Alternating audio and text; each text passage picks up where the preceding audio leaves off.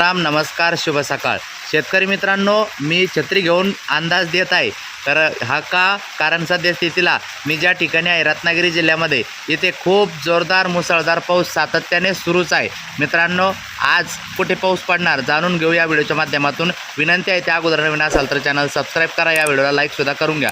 मित्रांनो, हवेचं जोड क्षेत्र विदर्भामध्ये सक्रिय आहे आणि याचाच परिणाम म्हणून विदर्भामध्ये चांगल्याच पावसाची शक्यता आजही कायम आहे. विदर्भाच्या अतिपूर्व भागामध्ये म्हणजे ज्यामध्ये आपण म्हणू शकतो की चंद्रपूर, नागपूर, गडचिरोली, गोंदिया जे भंडारा पलीकडले जे जिल्हे आहे पूर्व भागातले, या जिल्ह्यामध्ये आज चांगलाच पाऊस, मुसळधार पावसाची शक्यता आहे.